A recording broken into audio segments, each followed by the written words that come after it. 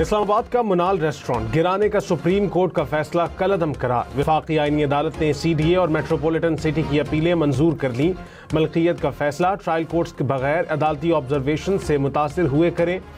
Justice حسن رضوی نے کہا، supreme court کے فیصلے میں بہت سے نکات کو مد نظر نہیں رکھا گیا۔ کیس دائر کرنے یا نظر ثانی دائر کرنے پر بھی عدالت نے غصہ کیا۔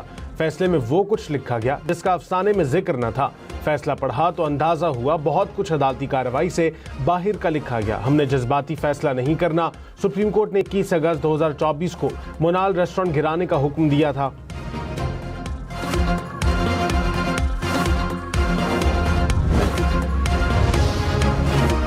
امریکہ اور ایران کے آج پھر ایک دوسرے پر حملے۔ امریکی حملوں میں ایران کے مختلف شہروں اور جزیروں کو نشانہ بنایا گیا۔ ایک شخص جاں بحق، 4 زخمی۔ امریکی سینٹ کام کے مطابق ایرانی فضائی دفاعی نظام ساحلی ریڈار مراکز، میزائل اور ڈرون صلاحیتوں کو نشانہ بنایا۔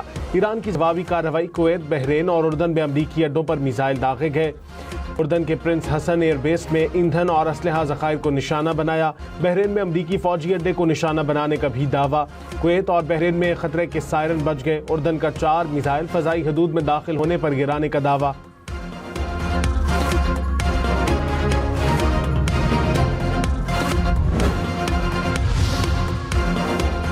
امریکی صدر ٹرمپ کی ایران کے ابنا ہرمز بند کرنے کے دعوے کی تردید۔ کہا، ابنا ہرمز کمرشل ٹریفک کے لیے کھلی ہے۔ ایران نے گزشتہ روز معاہدے پر اتفاق کیا تھا۔ یہ بہت اچھا معاہدہ تھا۔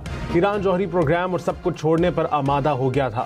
مذاکراتی کمرے سے نکلنے کے 1 گھنٹے بعد انہوں نے جہاز پر ڈرون حملہ کر دیا۔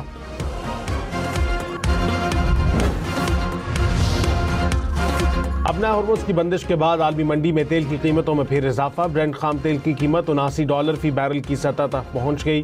امریکی تیل کی قیمت $74 فی بیرل کی سطح پر جا پہنچی۔ یامن کے مختلف علاقوں میں طغیانی اور سیلابی ریلوں سے تباہی۔ سیلابی ملبہ گھروں میں داخل، زرعی زمینیں، کھڑی فصلیں اور درخت بہہ گئے۔ رابطہ سڑک متعدد مقامات پر بند، ٹریفک معطل۔ شاہراہ قراقرم پر بھی ٹریفک کی روانی متاثر، مال بردار گاڑیاں اور سیاح پھنس گئے۔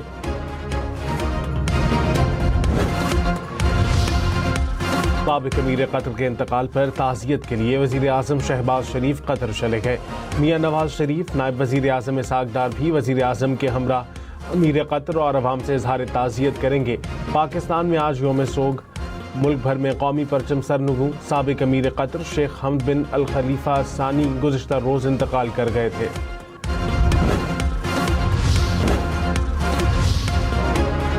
UN سیکرٹری جنرل کا امریکہ اور ایران سے دوبارہ مذاکرات شروع کرنے کا مطالبہ۔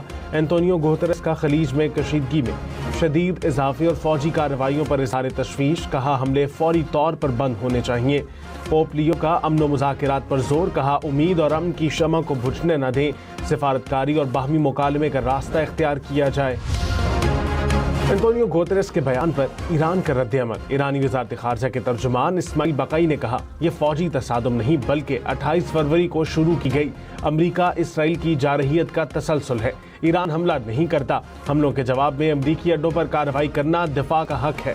اسماعیل بقائی کی گوتریس کی جانب سے خلیج فورس کو صرف خلیج لکھنے پر بھی تنقید۔ کہا، درست نام خلیج فورس ہے اور یہی نام استعمال کریں۔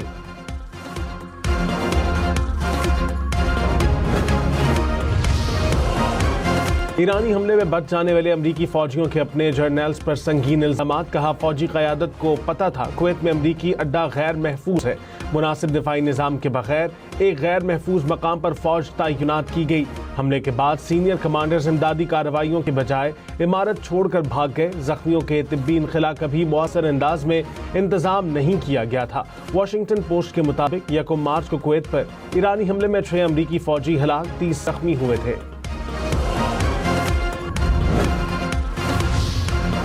پاکستان سٹاک مارکیٹ میں شدید مندی۔ 100 انڈیکس میں 1900 سے زائد پوائنٹس کی کمی۔ کچھ دیر پہلے انڈیکس 1,80,000 سے زائد پوائنٹس کی سطح پر دیکھا گیا۔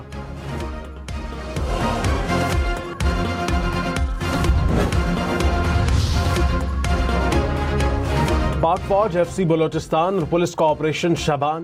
سیکیورٹی ذرائع کے مطابق تازہ کارروائیوں میں مزید 5 خارجی مارے گئے۔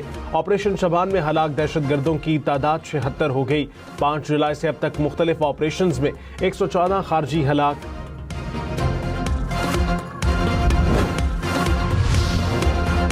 بلوچستان کے علاقے ماشکیل میں فتنہ ہندوستان کے دہشت گردوں کا بزدلانہ حملہ، 5 مزدور شہید۔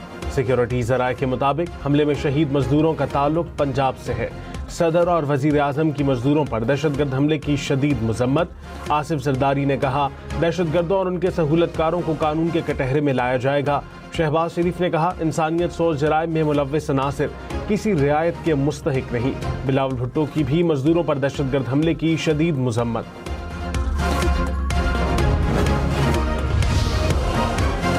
گلگت بلتستان کی 2 نشستوں پر دوبارہ پولنگ، ایک نشست پر پیپلز پارٹی، دوسری پر آزاد امیدوار کامیاب۔ غیر حتمی غیر سرکاری نتائج کے مطابق جی بی اے 15 دیامر میں آزاد امیدوار محمد دلپذیر 6033 ووٹ لے کر جیت گئے۔ جی بی اے 17 سے پیپلز پارٹی نے میدان مار لیا، محمد نسیم 10421 ووٹ لے کر کامیاب۔ بلاول بھٹو 17 سے 24 جولائی تک آزاد کشمیر میں انتخابی مہم چلائیں گے۔ پیپلز پارٹی نے جلسوں کا شیڈیول جاری کر دیا۔ 17 جولائی کو پہلا جلسہ ڈڈیال میں ہوگا، کوٹلی، مظفر آباد اور میرپور میں بھی جلسے شیڈیول۔ وزیر اعلیٰ خیبر پختونخوا کا لوڈ شیڈنگ اور عوامی مشکلات پر اظہار برہمی، توانائی سے متعلق امور پر اجلاس۔ سہیل آفریدی کا ٹرانسفارمرز اور دیگر سامان کی عدم فراہمی پر تشویش کا اظہار، کہا ضرورت سے زائد بجلی پیدا کرنے کے باوجود خیبر پختونخوا سے ناانصافی جاری ہے۔ وفاقی حکومت آئینی اور مالی حقوق ادا نہیں کر رہی، نظام کی خامیوں کا بوجھ عوام پر نہ ڈالا جائے۔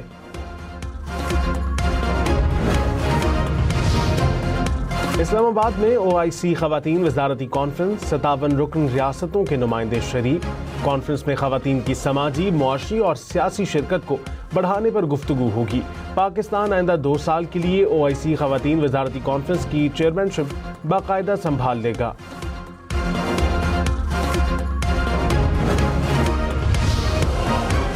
کراچی میں 20,000 کنٹینرز کی گنجائش رکھنے والا بڑا جہاز لنگر انداز۔ جہاز 398 میٹر لمبا اور 59 میٹر چوڑا ہے۔ ترجمان کے پی ٹی کے مطابق کراچی پورٹ بڑے کنٹینر جہازوں کو سنبھالنے کی صلاحیت رکھتا ہے۔ کراچی میں آٹا 8 روپے فی کلو سستا، کمشنر کراچی اور فلور ملز مالکان میں مذاکرات کامیاب ہو گئے۔ آٹے کی ایکس مل قیمت میں 8 روپے فی کلو کی کمی کا فیصلہ، قیمت 133 سے کم کر کے 125 روپے فی کلو مقرر۔ کوئٹہ، پشین، قلعہ عبداللہ سمیت بلوچستان کے مختلف علاقوں میں 7 روزہ انسداد پولیو مہم۔ ہائی رسک علاقوں میں 7,30,670 بچوں کو پولیو سے بچاؤ کے قطرے پلانے کا ہدف مقرر۔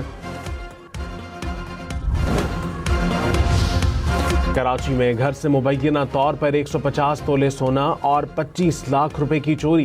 گڈاپ سٹی میں مسلح ڈاکو اہل خانہ کو یرغمال بنا کر بنگلے کا صفایا کر گئے۔ پولیس کے مطابق 4 موٹر سائیکلوں پر سوار 8 ڈاکوؤں کی جانب سے واردات کی گئی۔